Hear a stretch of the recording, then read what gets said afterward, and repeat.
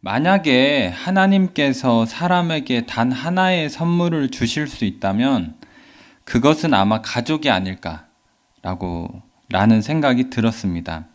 왜냐하면 가족은 내가 힘들 때 함께 힘들어 해주고 기쁜 일이 있을 때 또 함께 기뻐해주고 또 이 각박한 세상에서 아무런 조건 없이 내 편이 되어주는 거의 유일한 존재이기 때문입니다.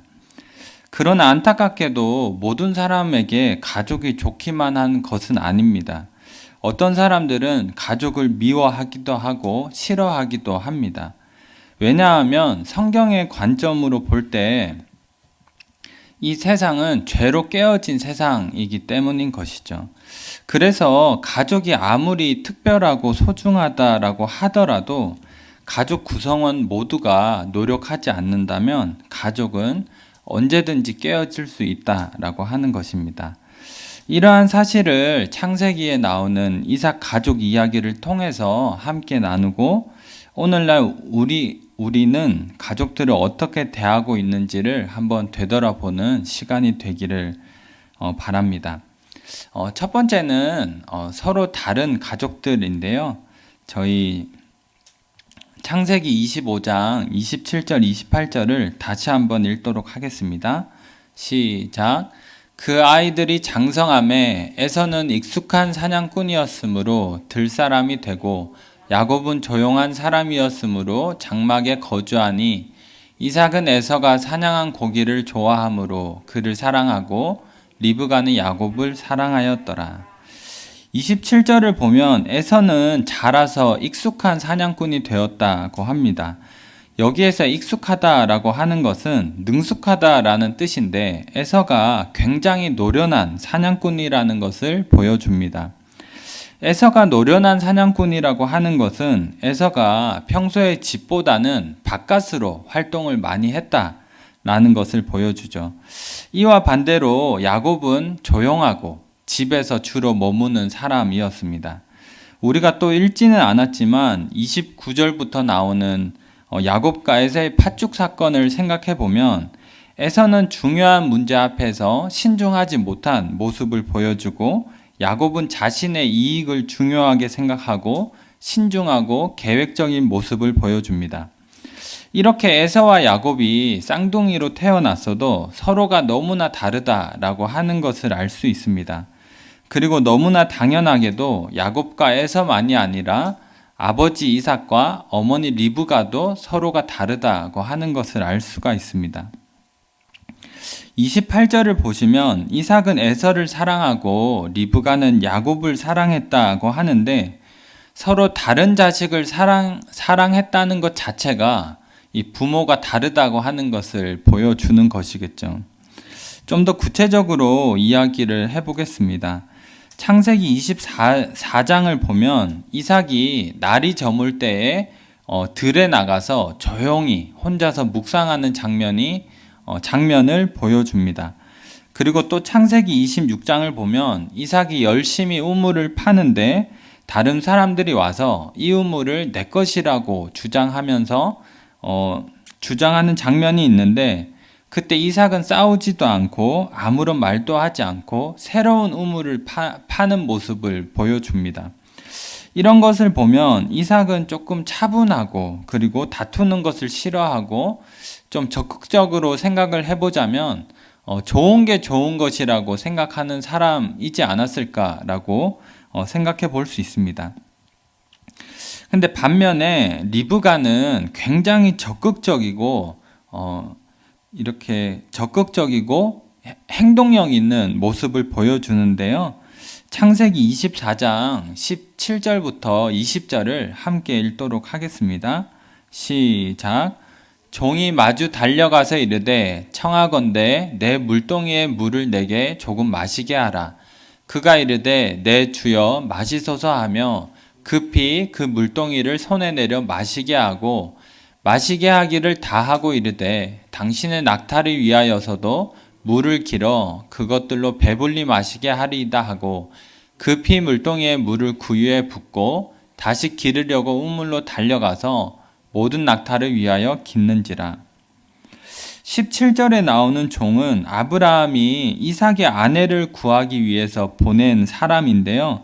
아브라함의 종이 길을 가다가 이제 처음 리브가를 만났습니다. 그래서 이 리브가에게 물을 좀 달라는 부탁을 하게 되죠. 근데 이 18절에 보시면 리브가가 급히 그 물동이를 손에 내려서 마시게 하고, 또 19절에 보면 부탁을 하지도 않았는데 낙타들 또 먹여야 되지 않을까요? 이러면서 낙타를 위해서도 급히 물을 퍼러 가고 또 달려가는 모습을 보여줍니다. 이것을 보면 리브가는 차분하다기보다는 상당히 빨리 움직이고 굉장히 적극적으로 행동하는 사람이다 하는 것을 알 수 있습니다. 여기까지 내용을 한마디로 정리하면 모든 가족이 그러하듯이 이삭의 가족들도 서로가 너무나 다르다고 하는 것이죠. 이렇게 가족은 서로 다르기 때문에 소통을 해야 하는데, 안타깝게도 이삭 가족은 소통하는 모습을 보여주지를 않습니다. 그래서 두 번째는 소통 없는 가족입니다. 창세기 27장 1절부터 4절을 함께 읽도록 하겠습니다. 시작. 이삭이 나이가 많아 눈이 어두워 잘 보지 못하더니 맏아들 에서를 불러 이르되 내 아들아 하매 그가 이르되 내가 여기 있나이다 하니 이삭이 이르되 내가 이제 늙어 어느 날 죽을는지 알지 못하니 그런즉 내 기구 곧 화살통과 활을 가지고 들에 가서 나를 위하여 사냥하여 내가 즐기는 별미를 만들어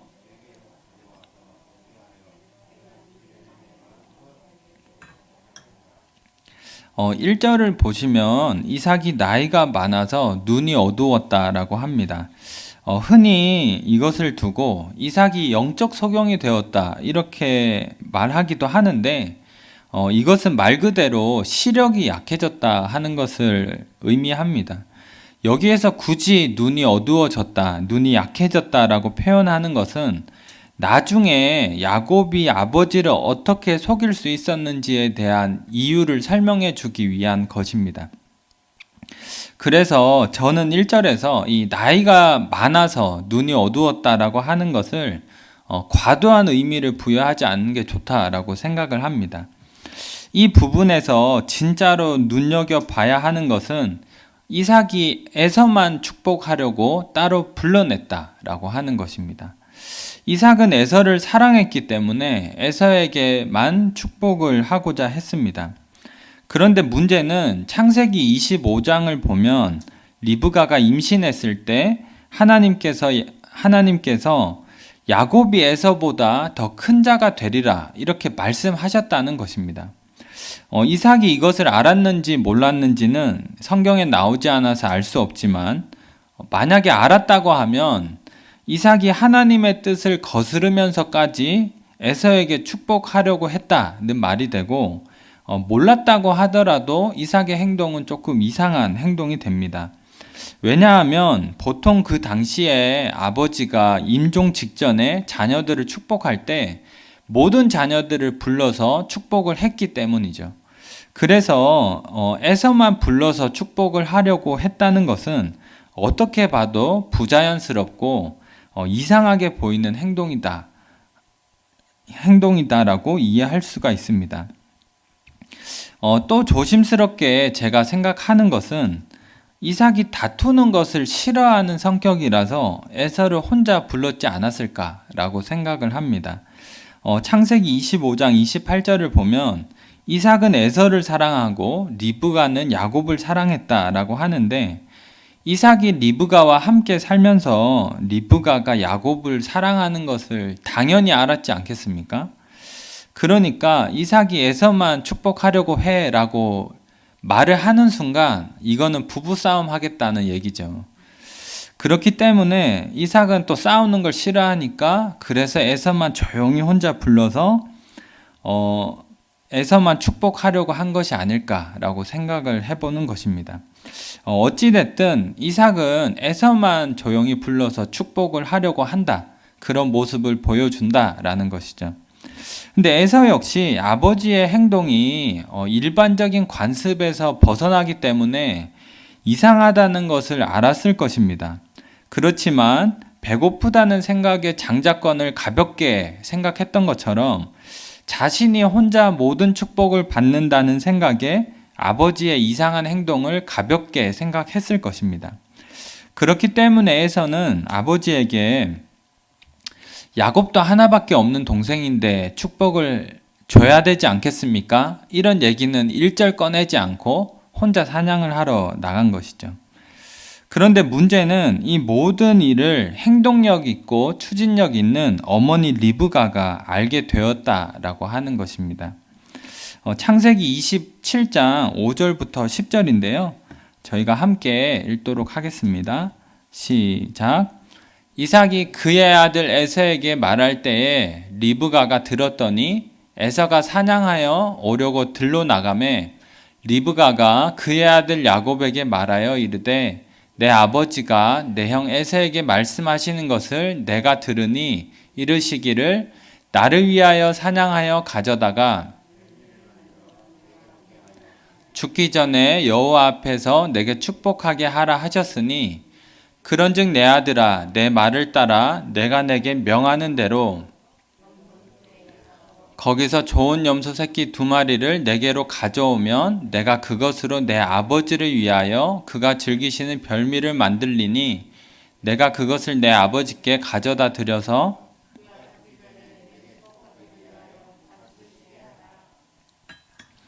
5절을 보시면 이삭은 그의 아들 에서에게 말했다 이렇게 표현이 되고 6절에서는 리브가는 그녀의 아들 야곱에게 말했다라고 표현이 되어 있습니다. 6절에서 그의라고 되어 있는 번역된 전미사는 이 3인칭 여성 단수이기 때문에 그의 아들이기보다는 그녀의 아들이라고 번역을 해야 됩니다.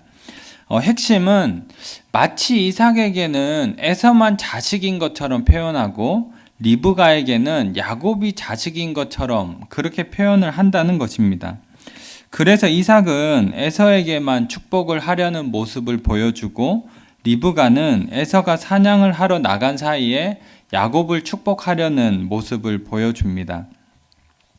리브가는 이삭과 다르게 성격이 달라서 적극적이고 추진력 있는 성격이기 때문에 자신의 계획을 굉장히 몰아붙여서 성취를 하려는 모습을 보여줍니다.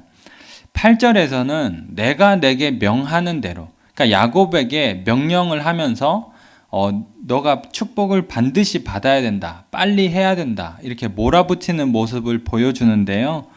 이 부분을 고든 웬함이라고 하는 신학자는 이렇게 주석을 합니다. 리브가는 야곱으로 하여금 그녀의 계획을 실행하게끔 하기 위하여 그녀가 명하는 데 사용할 수 있는 어머니의 권위를 총동원하는 것으로 묘사된다. 또 27장 13절에 보면 야곱이 아버지를 이렇게 속이는 과정 중에서 혹시나 걸려서 제가 저주받으면 어떡하죠? 그러는 장면이 있는데 어머니 리브가는 걱정하지 마라. 내가 다 책임지겠다. 저주도 내가 받을 테니까 너는 내가 명령하는 대로만 해. 그렇게 모습을 보여줍니다. 그러니까 에서가 사냥을 나가서 돌아오기까지 시간이 별로 없는 것도 있겠지만 리브가의 성격 자체가 워낙 행동력이 강하고 추진력이 있다 보니까 아주 강하게 몰아붙여서 계획을 진행하고 있다라는 모습을 보여줍니다. 그리고 작은 아들 야곱 역시 혹여나 아버지께 걸릴까봐 두려워한 것이지 자신이 모든 축복을 받고자 하는 욕심은 있기 때문에 결국에는 아버지를 속여서 축복을 받는 모습을 보여주죠. 정리를 하자면 이삭 가족은 이 자녀의 축복이라는 문제를 둘러싸고 서로가 너무나 다르게 행동하는 모습을 보여줍니다. 아버지 이삭은 에서만 조용히 불러서 축복하려고 하고 어머니 리브가는 강하게 밀어붙여서 야곱에게만 이것을 보면서 왜 이삭 가족은 어떻게 이렇게 서로 너무 다른 모습을 보여줄까 곰곰이 생각을 해봤는데 저의 결론은 이삭 가족이 평소에 가족끼리 아무런 소통을 하지 않았다는 것이 저의 결론입니다. 하나님께서 이 자녀의 축복이라는 이 이삭 가족의 문제, 이 부분에 대해서 하나님이 어떻게 생각하시는지, 그리고 아버지의 임종이 가까워 온다면 이 축복을 자녀들에게 누구에게 주어야 하는지, 만약에 공평하게 주지 못한다면 한쪽이 많이 받게 되면 그것을 가족들이 어떻게 받아들여야 하는지, 이런 것에 대해서 아무런 소통을 하지 않았다고 하는 것이죠.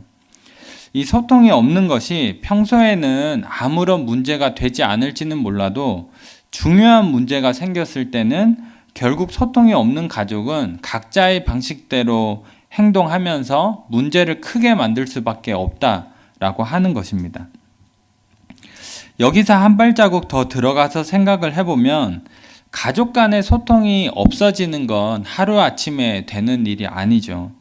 알게 모르게 평소에 쌓여온 것들이 나중에는 어디서부터 풀어야 할지 도무지 알지 못하게 되었을 때, 소통이 없어진 이유는 생각나지 않고 소통을 하기 싫다는 감정만 남아서 반복될 때, 결국 가족은 중요한 문제 앞에서도 소통하지 않고 소통할 수 없는 지경에까지 이르게 된다고 하는 것입니다.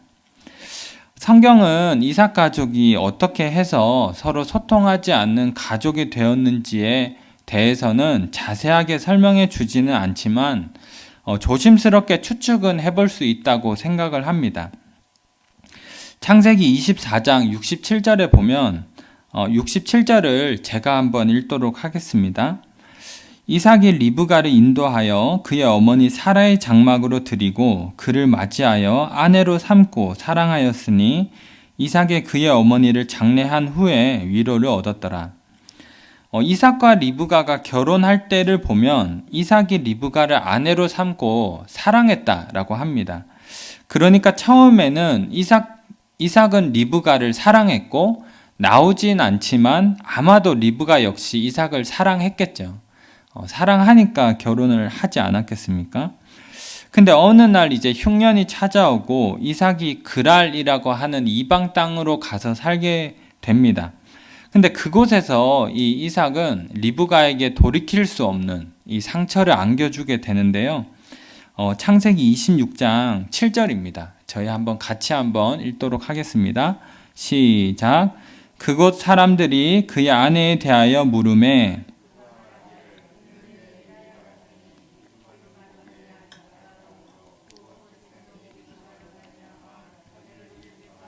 그는 내 아내라 하기를 두려워함이었더라. 이삭이 그랄이라고 하는 이방 땅에 가서 살게 되었는데요. 그곳에서 죽임을 당할까봐 아내를 누나라고 부르게 됩니다. 근데 8절에 보시면 이삭이 거기에 오래 거주했다라고 나오는데, 다시 말하면 이삭이 이방 땅에서 오랜 기간 동안 남을 속이면서 살았다는 것을 보여주는 것입니다. 그뿐만 아니라 10절에 보면 그곳에 있는 왕 아비멜렉이 이삭이 속였다는 사실을 알고 백성 중에 하나가 너의 아내와 동침할 뻔했다, 즉 잠자리를 할 뻔했다 라고 이야기를 합니다. 그러니까 왕도 아니고 귀족도 아니고 평범한 백성 중에 하나가 잠자리를 할 뻔했다 라고 하는 것이죠. 이것은 이삭의 거짓말로 인해서 이 리브가가 오랜 기간 동안 위험하고도 또 불안한 삶을 살아야 했다라는 것을 의미합니다. 리브가에게 있어서 남편 이삭은 자신을 사랑한다고 생각했던 사람이고 낯선 땅에서 의지할 수 있는 유일한 사람이었었는데, 막상 남편 이삭이 자신이 위험에 처할까봐 아내인 자기 리브가를 위험에 빠뜨리는 것을 경험했을 때 굉장히 큰 충격을 받지 않았겠습니까? 이렇게 아기 놓을 때만 가지 않아도 거의 평생 동안 힘들어야 하는데 누나라고 하고 위험에 빠뜨리는 그 정도까지 가면 얼마나 힘들었겠습니까? 만약에 이삭이 남을 속여서 아내 리브가를 위험에 빠뜨린 적이 없다면 리브가가 왜 야곱에게 축복을 줄 때 이삭을 속여야 되겠다고 생각을 했겠습니까?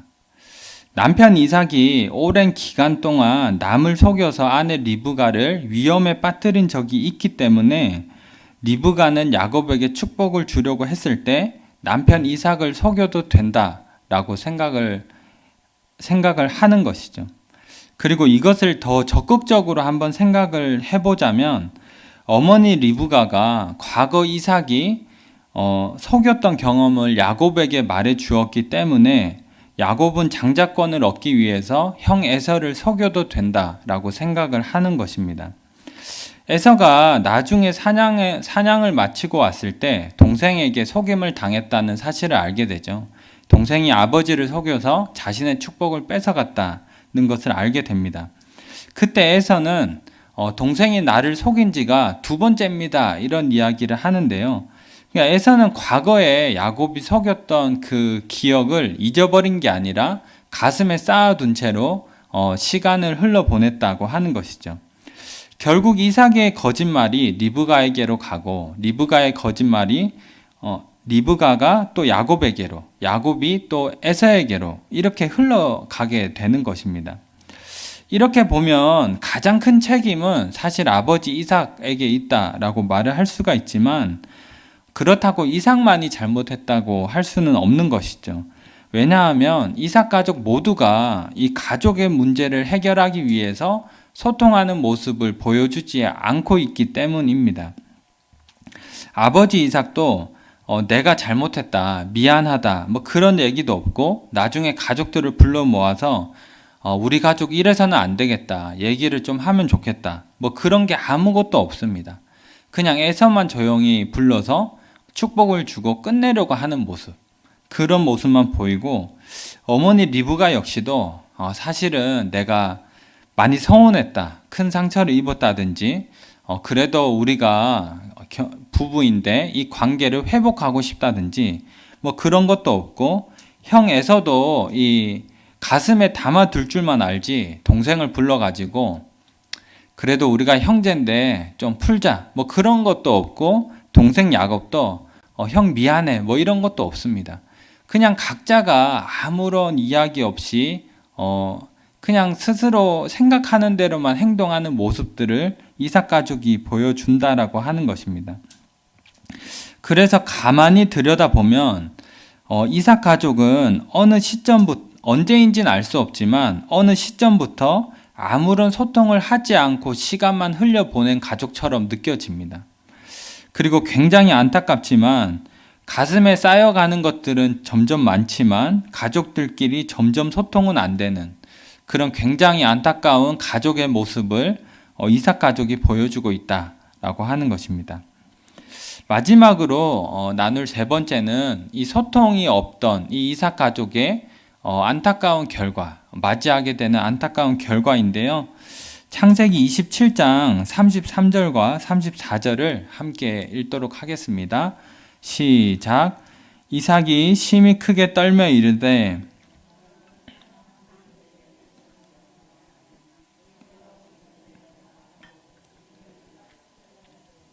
그가 반드시 복을 받을 것이니라.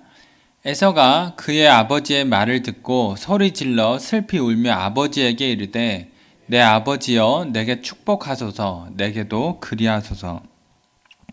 33절을 보면 아버지 이삭은 이 속았다는 사실을 알 때 굉장히 큰 충격을 받습니다. 심히 크게 떨었다고 하는데 크나큰 충격이 너무나 커서 통제가 되지 않는다 라는 뜻입니다. 여기에서 이삭이 받은 충격이 단순히 속아서 충격을 받은 건지 아니면 자신이 사랑했던 아들 이 에서에게 아무런 축복을 해주지 못한다는 것이 충격이었는지는 정확하게 알 수는 없지만 아마도 이 2가지 모두가 충격으로 다가오지 않았나 생각을 합니다. 또 34절을 보면 이 큰아들 에서는 아버지의 이야기를 듣고 나서 소리 질러 슬피 울었다고 하는데 여기에서 소리를 지르다고 하는 것은 비명을 지른다 이런 뜻입니다. 에서도 아버지 이삭만큼이나 통제할 수 없는 감정에 휩싸였다라고 하는 것인데 이러한 에서의 감정이 분노로 가게 되고 41절을 보시면 에서가 아버지가 돌아가시면 내가 동생 이 야곱을 죽여야 되겠다. 이런 생각을 하게 만듭니다. 그런데 아마도 이 속으로 생각한 것이 아니라 소리를 질렀던 것 같아요. 야곱 내가 죽인다 이러면서 소리를 질렀던 것 같습니다. 그래서 어머니 리브가가 이 소리를 듣게 되죠. 그래서 44절을 보면 내 형의 노가 화가 풀리기까지 몇 날 동안 그와 함께 거주하라. 그러니까 어머니 리브가가 이 형 에서가 동생 야곱을 죽이려는 것을 알고 자신의 오빠 야곱에게는 외삼촌인 이 라반에게로 잠깐 보내고자 합니다. 형의 화가 풀릴 동안 몇 날 동안만 가 있어라. 잠깐만 가 있어라. 그렇게 얘기를 하고 이제 형의 화가 풀리면 사람을 보내서 다시 오게 하겠다. 그런 얘기를 하죠.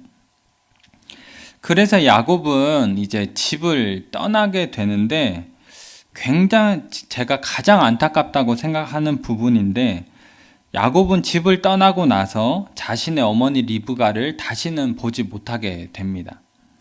리브가 역시 자신이 사랑했던 이 아들 야곱을 다시는 볼 수가 없게 됩니다. 며칠이면 될 줄 알았는데 에서의 화가 풀리고 다시 사람을 보내서 며칠이면 다시 아들과 함께 살 수 있을 거라 생각했는데 야곱이 집을 떠나는 모습, 그것이 마지막이 되어 버린 것이죠. 이렇게 소통이 없는 이삭 가족은 모두가 안타까운 결과를 맞이하게 된 것입니다. 이러한 이삭 가족 이야기가 주는 메시지는 가족 구성원 모두가 노력하지 않는다면 죄로 깨어진 세상에서 가족은 얼마든지 깨어져 버릴 수 있다라고 하는 것이죠. 가족이라는 존재가 굉장히 특별하고 굉장히 소중하지만 그럼에도 불구하고 깨어질 수 있다고 하는 것입니다. 그리고 가족이 깨어지게 되면 그 결과는 한 사람이 지는 것이 아니라 가족 모두가 그 결과를 짊어지게 된다는 것입니다. 앞에서도 언급했지만 이삭 가족의 문제는 서로가 소통을 하지 않았다는 것인데요. 다시 말해서 가족의 문제를 해결하려는 그 어떤 시도도 없이 그냥 시간만 흘려보냈다는 것입니다. 단순히 문제가 있어서 깨어진 것이 아니라 그 누구도 문제를 해결하려고 하지 않았기 때문에 이 가족이 깨어진 것이죠. 여기에는 여러 가지 이유가 있을 수 있습니다. 첫 번째는 남 탓을 하는 것이죠. 리브가는 내가 잘못한 게 뭐가 있냐. 남편 이삭이 거짓말해서 자신이 이방 땅에서 그 힘들고 억울했던 걸 생각하면 내가 무슨 잘못이냐. 그렇게 얘기할 수도 있고 에서 역시도 제가 무슨 잘못을 했습니까? 동생이 팥죽 한 그릇에 자신을 속여가지고 장자권 팔아 넘기게 하고 제가 뭘 잘못했습니까? 그렇게 얼마든지 말할 수 있지만 그리고 그렇게 말한다고 해서 그것을 누가 틀렸다고 하겠냐마는 그렇지만 나는 아무런 잘못이 없다고 말하면서 문제를 해결하지 않으려고 하면 나는 깨끗하게 남아있는데 가족은 깨어진다는 것입니다. 그리고 가족이 깨어지게 되면 그 결과는 나도 함께 짊어지게 된다고 하는 것이죠. 그리고 두 번째는 이 자신의 성격이 이 문제를 해결하는 것에 잘 받쳐주지 않을 수도 있습니다. 아까 얘기했지만 이삭은 다투는 것을 싫어합니다.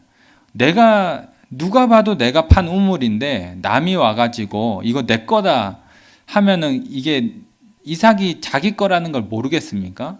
근데 싸우기 싫어서 다른 우물을 파는, 그러니까 이 정도로 싸우는 걸 싫어하는 이삭인데, 그리고 야곱도 집에서 조용하게 있는 걸 봐서는 아마도 아버지의 성격을 좀 이어받지 않았을까, 뭐 그런 생각을 해봅니다.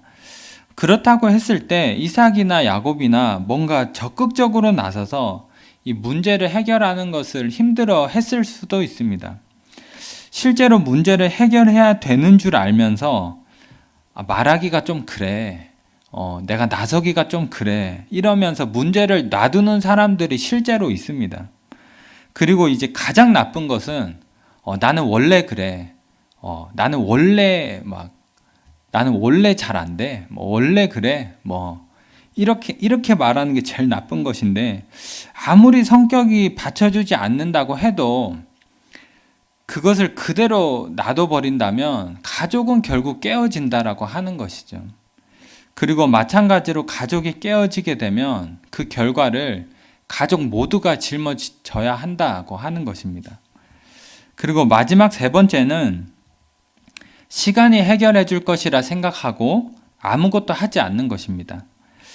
물론 시간이 해결해 주는 문제들이 분명히 있습니다. 뭐 없다고 할 수는 없죠. 있지만 때로는 더 악화되는 일도 있더라고 하는 것이죠. 이삭 가족의 이야기를 읽어보면 이삭 가족은 문제를 해결하지 않고 그냥 시간만 흘려보낸 가족처럼 느껴집니다. 어쩌면 시간이 해결해 줄 것이라고 생각했을지도 모릅니다. 근데 에서의 경우를 보면 이 시간이 지날수록 해결이 되기보다는 가슴에 계속 쌓아두고 있는 그런 모습을 보여주죠. 예전에도 동생이 자신을 속여서 억울한 게 있는데 또 속았다. 가슴에 응어리가 계속 있게 되는 것입니다. 그래서 이삭 가족은 이 시간이 문제를 해결해 주기 이전에 문제가 터져서 안타까운 결과를 맞이한 모습을 보여주더라고 하는 것이죠. 그래서 마냥 기다려서는 안 될 수도 있다는 것입니다. 어찌되었든 간에 남 탓을 하거나 자신의 성격이 안 받쳐준다거나 아니면 시간이 해결해 줄 것이라 생각해서 마냥 기다린다거나 어떤 경우에라도 가족이 깨어질 수 있다라고 하는 것입니다. 그래서 우리는 이 깨어질 위험이 있는 가족을 그대로 놔두는 것이 아니라 회복해야 되고 세워가야 하는 것이죠. 근데 어떻게 해야 우리가 회복하고 세울 수 있겠습니까? 우리가 알다시피 예수 그리스도라는 가장 좋은 모델을 우리가 알고 있지 않습니까?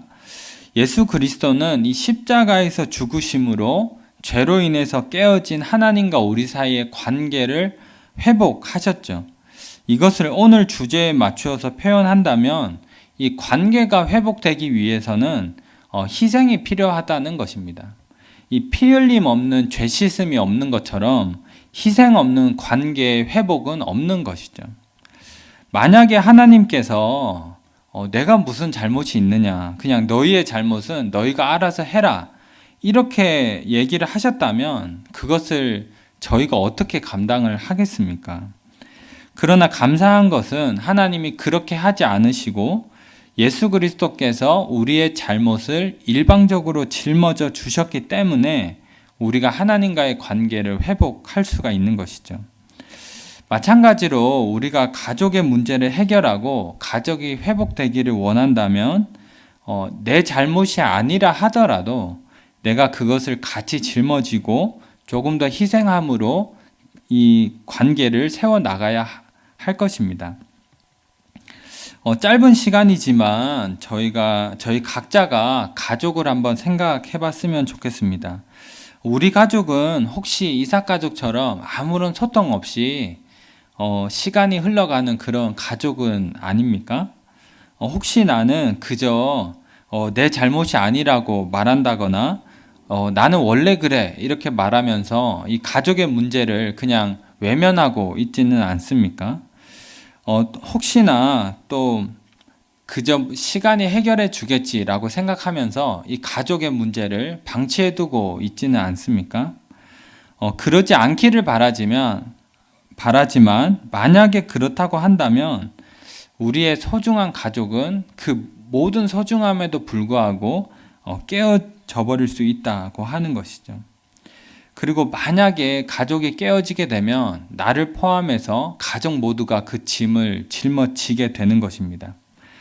그래서 우리가 이 문제를 그대로 내버려 두는 것이 아니라 예수 그리스도께서 하나님과 우리 사이의 관계를 회복하신 것처럼 우리도 나의 가족의 문제를 짊어지고 나의 희생을 통해서라도 이 가족이 깨어지지 않도록 세워나가야 할 것입니다.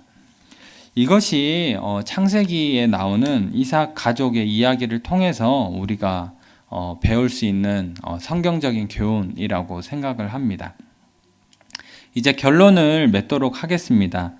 2014년에 개봉한 국제시장이라는 영화가 있습니다. 아마 보신 분들은 기억을 하실 텐데, 이 영화의 주인공은 이 덕수라는 남자인데, 어린 시절에 이 전쟁통에 아버지와 이별을 하게 됩니다. 근데 아버지가 이 어린 덕수에게 늘 얘기하는 것이, 내가 없으면 너가 가장이다. 덕수에게. 아버지가 내가 없으면 너가 가족을 책임져야 되는 가장이다.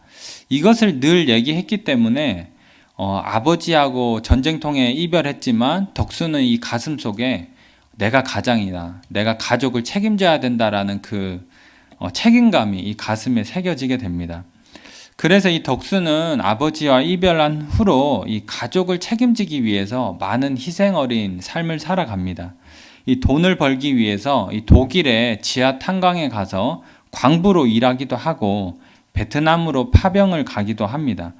베트남 파병을 가서는 이 다리에 총알을 맞아서 평생 다리를 절게 됩니다. 그리고 이제 그 돌아와서는 이제 부산에 가서 이 꽃분이네라는 가게를 운영하면서 가족을 먹여 살립니다. 그리고 이제 그렇게 인생을 살다가 나중에 이제 할아버지가 돼가지고 다른 가족들처럼 평범한 이 명절을 보내는 가운데 혼자 이제 조용히 들어가서 어린 시절 이별했던 아버지 사진을 보고 이제 독백으로 대사하는 게 이제 마지막 장면인데요. 그때 이렇게 대사를 합니다. 아버지 이렇게 부르면서 이만하면 잘 살았지에. 근데 저 진짜 힘들었거든요. 이런 대사를 합니다. 이 영화는 아무리 평범해 보이는 가족도 그 이면에는 누군가의 희생이 있더라. 그것을 보여주는데 이 영화의 관객 수가 1,400만 명이나 됩니다. 그러니까 굉장히 많은 사람들이 봤다는 거고, 제가 중요하게 생각하는 거는 신앙이 없는 사람들도 누군가의 희생을 통해서 가족이 세워져 나간다는 것에 감동을 했다라고 하는 사실이죠. 신앙이 없는 사람들도 가족이 평범해 보이는 가족이라 하더라도 그 이면에 누군가의 희생이 있다라고 하는 것을 잘 안다는 것입니다. 신앙이 없는 사람들도 그것을 알고 있다면 신앙을 가진 우리는 더 잘 알아야 하지 않겠습니까? 왜냐하면 우리는 단순히 어떤 영화의 주인공을 아는 뿐만 아니라 실제로 십자가에 달려 죽으신 예수 그리스도를 알고 있기 때문입니다. 그렇기 때문에 우리는 이 이삭 가족이 깨어지는 것처럼 우리의 가족을 내버려 두는 것이 아니라 어떻게든지 우리의 가족의 문제를 내가 같이 짊어지고 이 가족을 세워나가고 하나님 안에서 어떻게든지 든든히 붙잡으려고 하는 그런 모습을 보여줄 때 우리의 가족이 더 아름다워지고 하나님이 보시기에 더 든든히 세워져 나갈 줄로 믿습니다.